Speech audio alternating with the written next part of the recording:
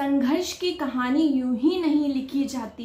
कुछ रातें जागनी पड़ती हैं, कुछ ख्वाहिशें त्यागनी पड़ती हैं, कुछ खुशियां छोड़नी पड़ती हैं, तो कुछ अंधेरा अपनाना पड़ता है। फिर वो सुबह जब आती है, कहानी को लिख जाती है, आंखों के अधूरे सपने को रोशन सा कर जाती है।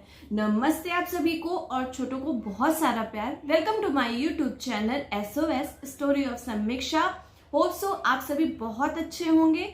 तो जैसे कि आपने पिछली कहानी में देखा, पापा ने अपनी तरफ से कुछ बातें बताई थी। तो संघर्ष से सफलता तक की कहानी अब आगे पापा ही सुनाएंगे। तो मैं आगे क्लिप ऐड कर रही हूँ। वीडियो आगे बढ़ाने से पहले प्लीज़ मेरे चैनल को सब्सक्राइब कर दीजिएगा और लाइक ज़रूर कीजिएगा और बेल आइकन ज़रूर प्रेस कर दीजिएगा। ठीक है, वीडियो को आगे बढ़ाते हैं।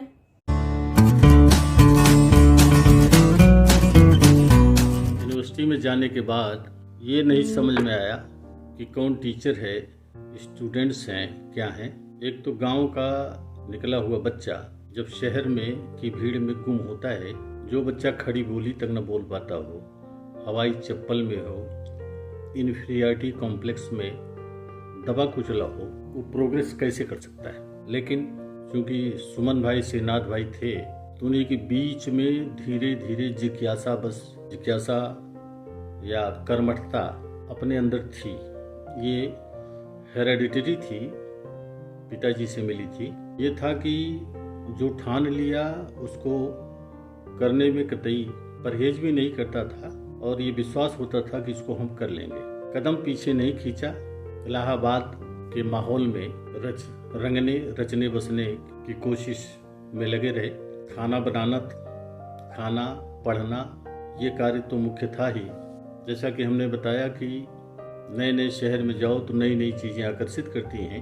खुसरूबाग जब हम लोग जाते थे, वहाँ पर कुछ लोग वहाँ से करेली से जूडो कराटे सीखने आते थे। तो उनको देखकर भी थोड़ा सा मैं आकर्षित हुआ कि हम भी क्यों न जूडो कराटे सीखें। और हुआ भी।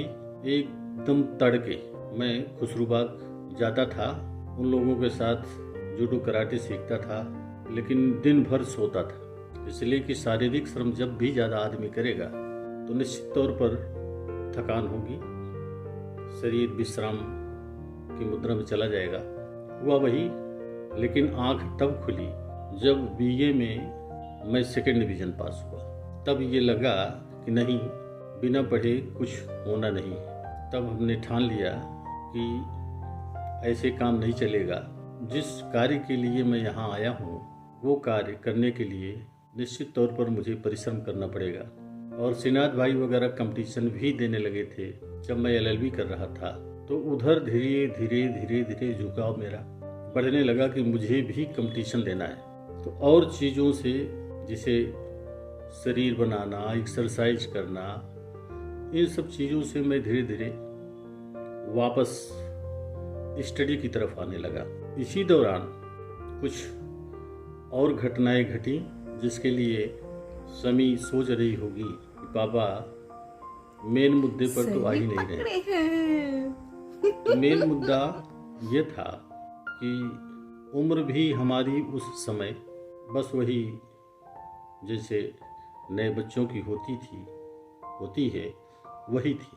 प्रेम इसी बीच जो कहीं दबा हुआ था, वो अंकुरित होने लगा। अंकुरण के साथ साथ उसमें छोटे छोटे पत्ते भी दिखने लगे थे। वही प्रेम का बीज जब पौधा बना तो विशाल वृक्ष बनके हमारे सामने आया था।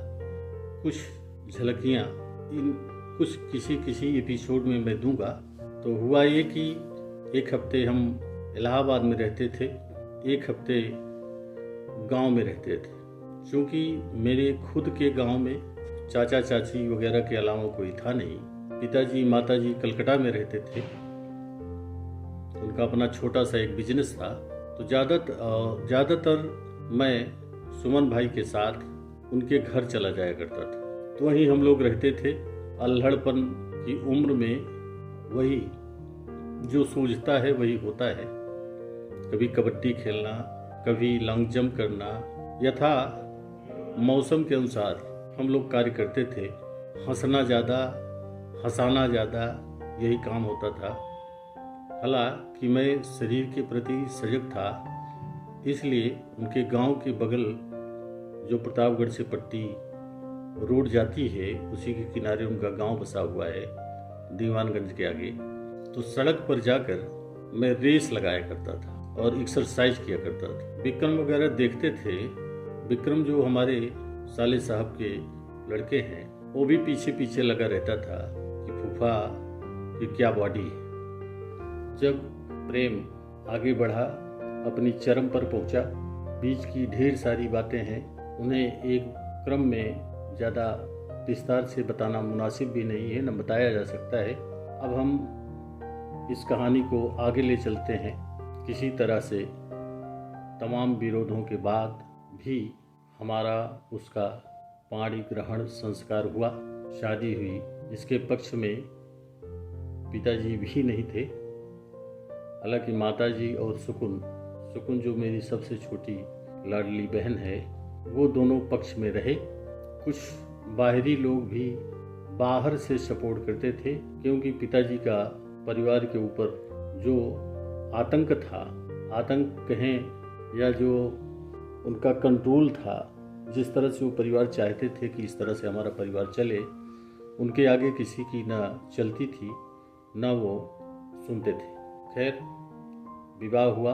विवाह के पीछे की सारी बातें मैं विस्तार से बताना नहीं चाहता हूँ, क्योंकि उसमें तमाम कई वर्षों तक, या यूँ कह लीजिए शादी के पहले 2-3 बरस तक संघर्ष चलता रहा। हाँ ना ये होता रहा। कभी हो कि शादी होगी, फिर बात आए कि शादी नहीं हो पाएगी, ये संभव नहीं है।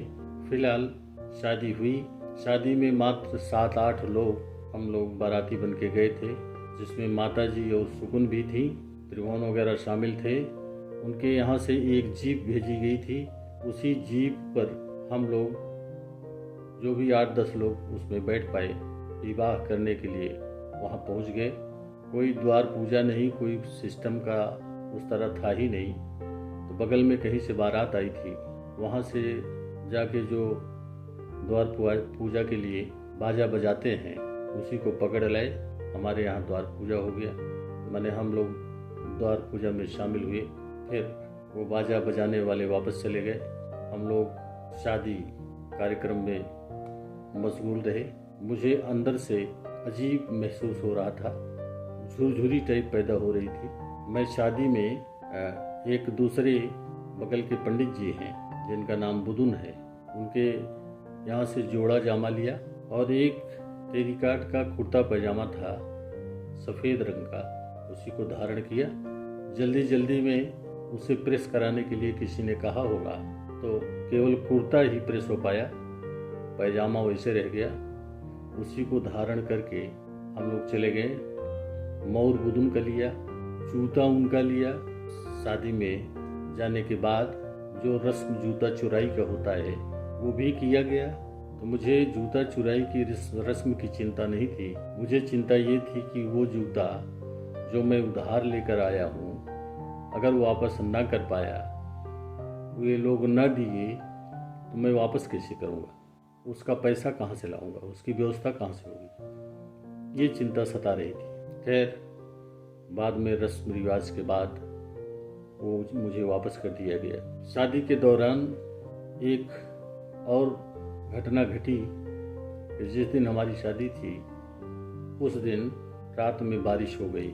बारिश होने के बाद जो 8-10 बाराती थे, उसको अवधू भैया का एक दालान है, उसी गांव के हैं, जो हमारे साले साहब के चचेरे भाई लगते हैं, उनके दालान में पूरी व्यवस्था की गई बारातियों को के ठहरने की।